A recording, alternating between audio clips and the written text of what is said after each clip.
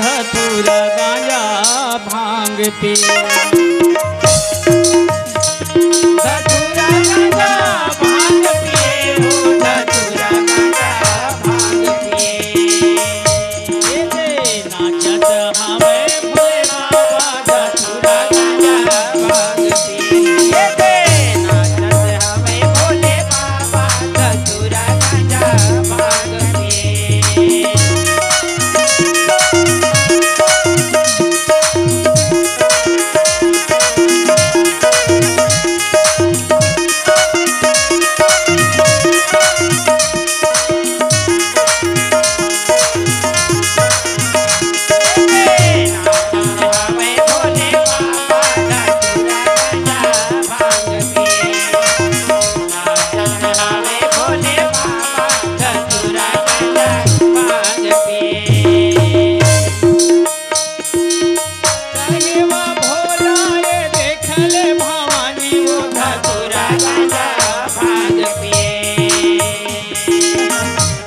भगवान शंकर हंसे लगी, मगन होके भाई बंटवारा भी नाचे लगी।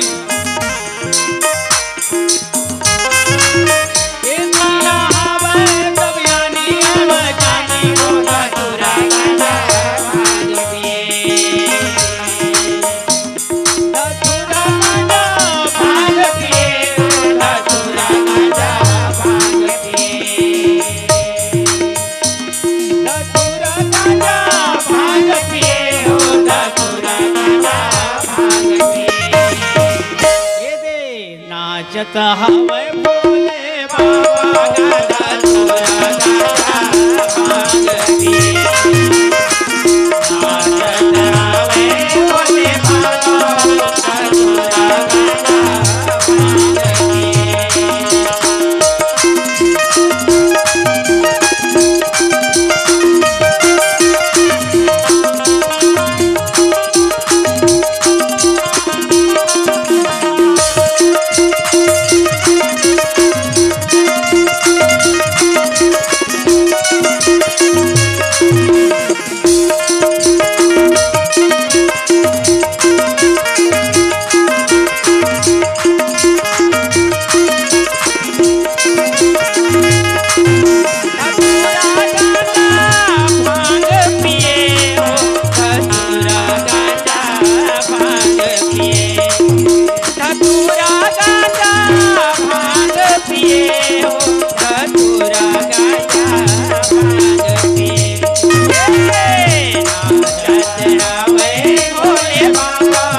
धतूरा गांजा भांग पिए।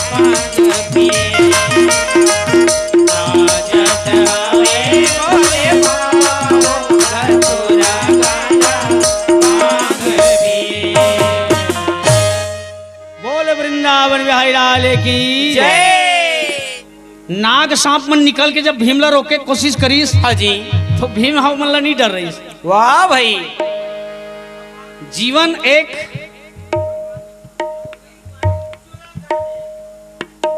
एक लड़ाई का मैदान है। हाँ जी, हाँ, जीवन एक लड़ाई की मैदान है। और लड़ते लड़ते मर जाए क्यों ना, लड़ते लड़ते मर गए वही चतुर सुजान है। वाह भाई, और खटिया पर के मर गए था, तो खटिया पर के मरबे तो कौन नाम ली। हाँ जी, नाम तो ओकरे लथे ना जिमन लड़ते हुए रणभूमि में वीर गतिला प्राप्त करते। वाह भाई, वो बड़े बड़े नागमल्ला मार मार के वहाँ धरसाई कर दी, कतकोल मसल दी, कतकोल रगड़ दी। वाह भाई, और बहुत ला भैया मार मार के छदर बदर थे। वाह भाई, वाह वाह वाह। नागिन बिचारी मन पीड़ा के मारे, दुख के मारे, अगा शंकर भोला ला भाई।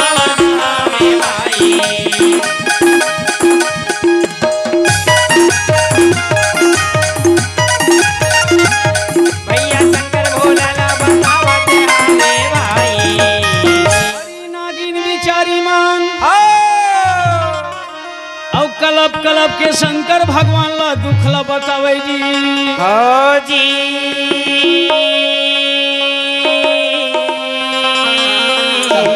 तुमन का बरत एक पन कलब कलब के रोवा था।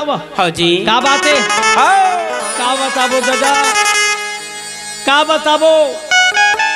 एक झनकती रहले मनखे आए अब आके तोर फुलवारी में खुश रहे है कहीं। वाह भाई, तोर फुलवारी में खुश रहे है। और हमार घर वाला मन मारे कूच रहे है हो। वाह भाई, वाह वाह वाह। मन मारे कूच रहे। हाँ जी। मार मार के सब लोग बिछा दे है। अब ते 7 घड़ा अमृत रखे रहे ना। हाँ जी। बोला वह पाग है हो के। वाह भाई, ये नाग मन अपने अपन भीमला नहीं कूदे छे। हाँ जी। भगवान शंकर अपन फुलवारी माँ 7 घड़ा अमृत ना जरूरत पड़े में सब देवता मला मारथे तो मैं जिंदा करता हूँ एक भरोसा की के। हाँ। वो भी बेचारा जतन के रखे रही। वाह भाई, वाह वाह वाह वाह। तो शंकर भगवान रखे 7 घड़ा अमृत फुलवारी में जतन के। अब भीमसन के तो प्यासे वो सब लपी दी झकन के। वाह भाई, नाग मल्ला मार मार के धरसाई कर दी। हाँ जी। नागिन मन के दर्द पीड़ल सुन के शंकर भगवान के एड़ी के री सतर्वम चढ़ गए। गुस्सा मारे भगवान शंकर कहे मैं उसे जिंदा नहीं छोड़ूंगा। भाई, बिना मारे वही लीला मैं।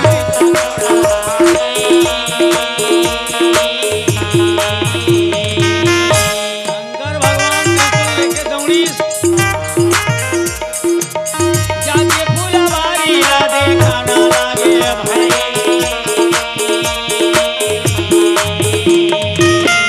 जाके फुलवारी ला देखे तो भीमसन के नींद पड़े। घाटारा घाटारा नाग मारेगा भाई, लागेगा भाई। 7 घड़ा अमृत है ये में रहे नहीं है भाई। और जेने में रहे तेने में रहे बाबू। अब ओतकल जे पीही ते आदमी सोच बाई रही नहीं रहा है भाई, नहीं रहा है। यहाँ थोकन पीछे तेन मन सोच भाई नहीं रहेगा। सही बात है। जन्मे जाए पूछीस कस महाराज। हाँ जी।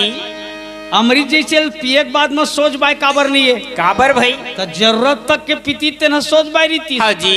वो जरूरत ले ज्यादा पी गया था तब ये कभी सोच बाई नहीं रहा। नहीं रहा है भाई,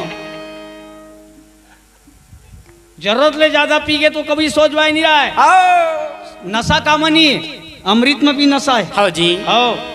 जरूरत तक पी दे तो दवाए। हाँ। ऊपर आ हो गए तो दारू है। वाह भाई। अब नशा चढ़ गए तो सीधवा घड़ा भारी लफाड़ू है। वाह भाई, वाह वाह। मुहरीता होबे चनी का। हाँ जी। प्रेमी श्रोता समाज, भीमसन लमी नशा धर ले और नशा जब चढ़ीस ना। हाँ जी। तो नींद पर गए के। वाह भाई। कन पी दे। शंकर भगवान जाके देखी तो फुलवारी का वहां झुहा कर दे गो। वाह भाई। जतकर अखबार है तत्कल मुर्केट के मार रहे। कोनो मसल दे तो अच्छा छरी आगे। वाह भाई। कैसे किए जाए। शंकर भगवान कहते थे कौन रहे। हाँ जी। अरे उठ मर 7 घड़ा अमृत ले कहाँ करस निकाल। वाह भाई। भीमसेन रटपटा के उठी आंखी लाल लाल रहेगा। शंकर भगवान कहते अरे मोला लड़े के देखतस। वाह भाई। दादा नहीं देखे तेलो देखा हाँ रे। अच्छा। भीमसेन कहते कौन तोर दादा तेलो मैं देखा हाँ गए। वाह भाई।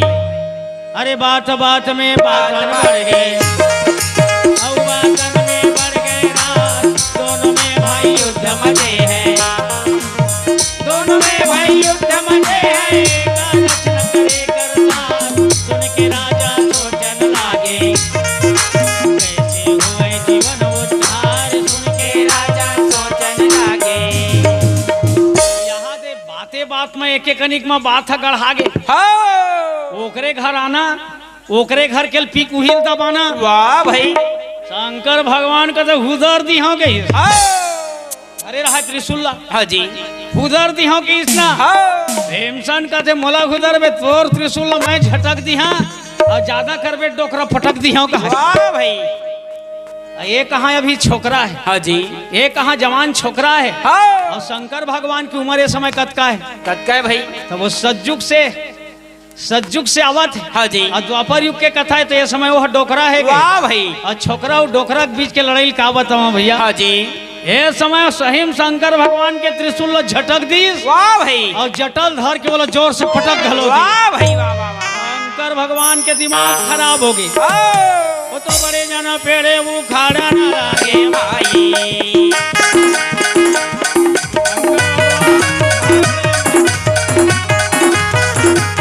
वो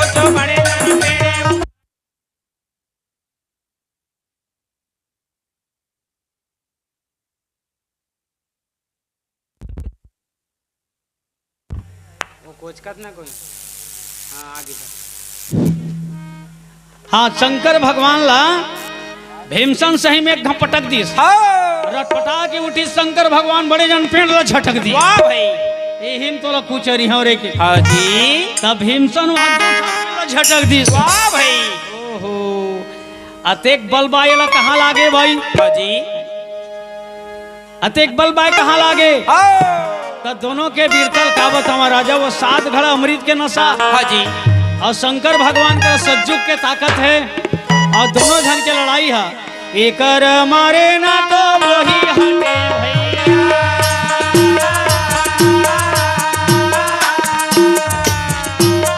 ओकर मारे ना तो यही बुझे भाई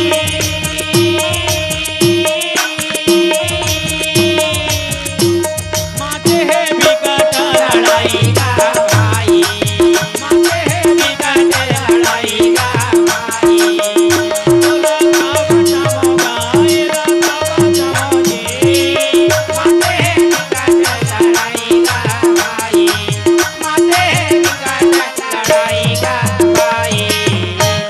रानी कुंती के रेंधिया बेटा भगवान शंकर करत देखत कतका लड़ाई करत थे। वाह भाई कहे माता पार्वती हाँ जी तोर को सैया के दुनिया दुनिया में होते अब्बर मान पूजा बड़ई लेकिन कुंती के रेंधिया बेटा आज करत होकर से भारी झगड़ा लड़ई। वाह भाई कैसे करी डोकरा हाँ जी कैसे करी। हाँ वो एक ठप्पे ला झटकत तो वो 2 ठन ला झटकत वाह भाई और वो एक घई पटकत है वो दूधी घई पटकत। का करे शंकर भगवान के दिमाग खराब हो गए। स्नान ने करके मोला टूरा मारी डरी। हाँ जी असने करके पूरा मोला मारी डरी ये मरद का बरनी तो वो 7 घड़ा अमृत लपीटा रहे कहाँ मरे। हाँ जी ये लत बल बाय आगे। वाह भाई शंकर भगवान के हाथ में धोखा ले फेरे अमर आगे। जब सामान हाथ में आ जाते ना हाथ में आ जाते हथियार तो कोनो भी बन जाते बहुत होशियार। वाह भाई ए तरी निशानल नहीं चुकोई होगा। एती वो तिल मारे भीमसन हाँ जिंदा हो जाए। वाह भाई ए तरी एकर शरीर के अमृत ला निकाल कर यहाँ की के हाँ जी निशाना लगा दी तो कर नाभि कुंड मगा। वाह भाई नाभि कुंडला मारी तो कर पेट छेदागे। हाँ जी 7 घड़ा अमृत ला फूटी जब पेट ना सब नितरे लगे। वाह भाई ला के भगवान शंकर तो 7 घड़ा अमृत ला नीचो नीचो निकाल ली। हाँ जी भीमसेन चिल्लाए बचाओ बचाओ तो शिव जी के जला त्रिशूल पर गए ना भैया। हाँ जी अरे नहीं बाँचे भैया कोई नहीं बाँचे भैया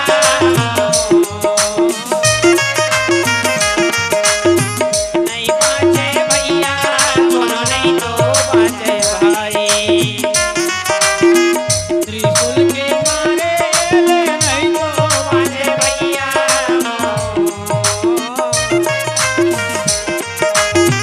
त्रिशूल के मारे कोनो नहीं तो बाँचे भाई। भगवान शंकर के त्रिशूल में 3 धार और प्रीत करे जब तीनों भाई तू उपजे सनी पात दुखदाई। वाह भाई एला कोई मिटा नहीं सके। हाँ जी राजा जन्मे जय कथल सुन के अकबका गे। वाह भाई 7 घड़े अमृत के बल में लड़त रही से। हाँ जी अब रानी कुंती के दुलरवा बेटा जमीन में पटिया गे। वाह भाई शंकर भगवान 7 घड़ा अमृत सील करी।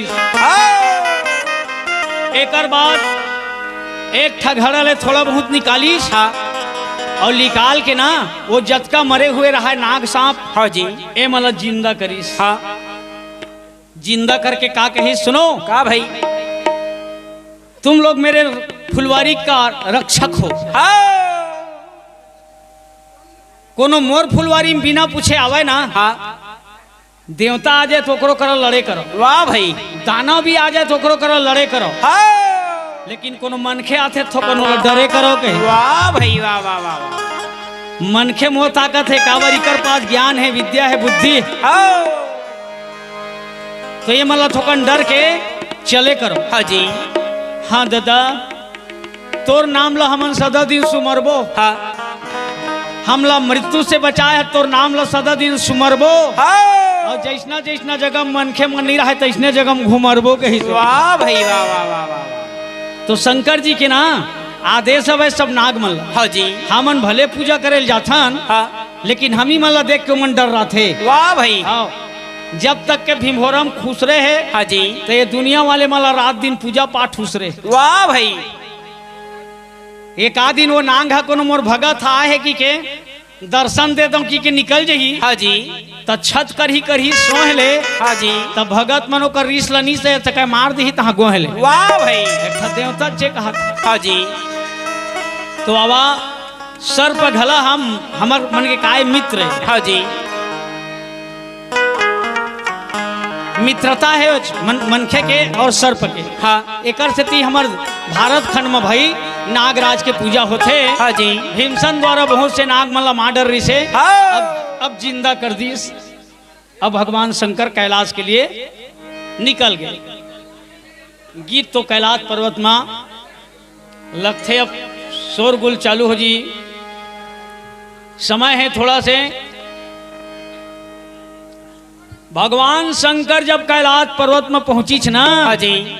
तब माता पार्वती है देख के कौआ गे। हाँ।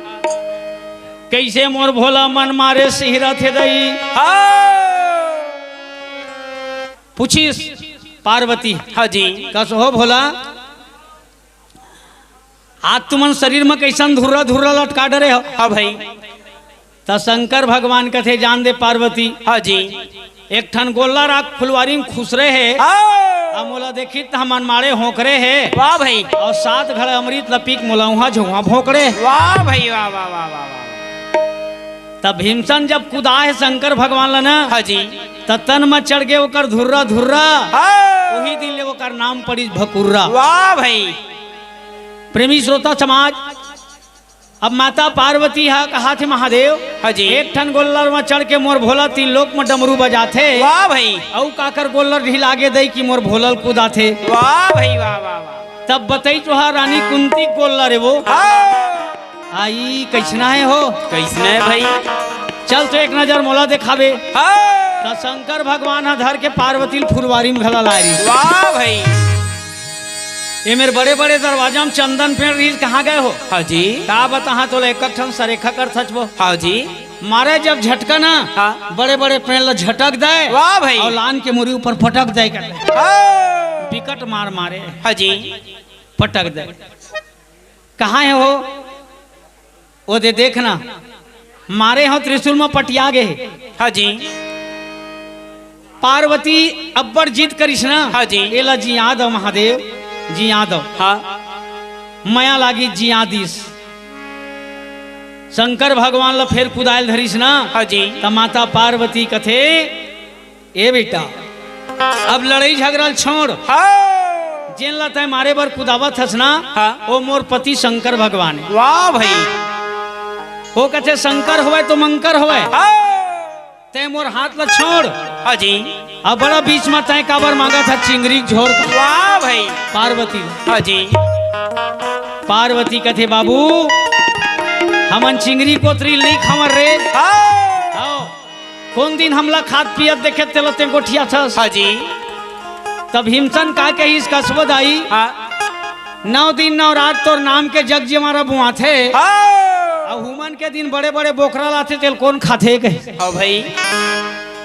तब माता पार्वती कथे बेटा। हाँ जी। ये दुनिया के बउराय भगत मन आबे दाई की मया करके बलाथे। हाँ। मोला जगत जननी माता घलो कथे। हाँ जी।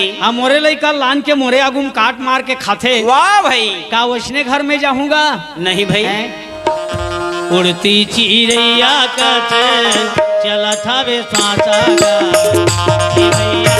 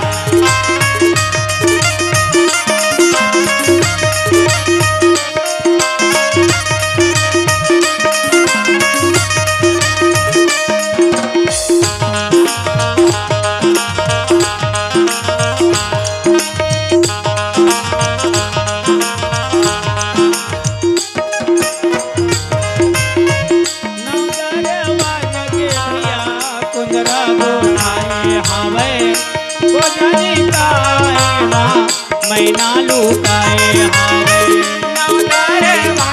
भैया पुतरा बुलाए आवे कुंजनी खाए माँ मैं ना लुकाए आवे। वागा बनाने वाला मालिक बड़ सुंदर बने हैं नौ दरवाजा के पिंजरा।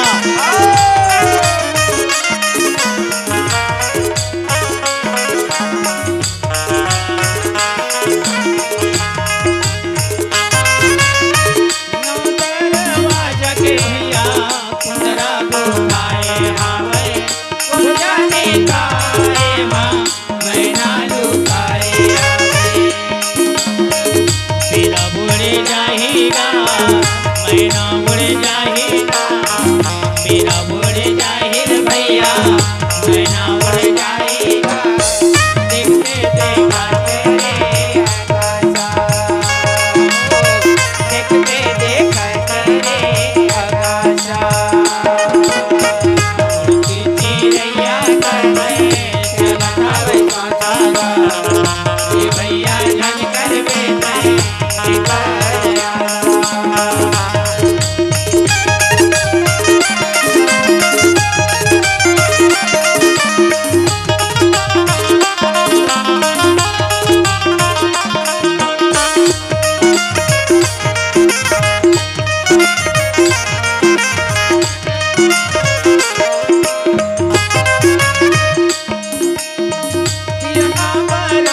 जब लगे लगा बढ़िया चरण है राजा बाती के लगा पिया बारात आवे जब लगे लगा बढ़िया चरण है राजा बाती के लगा।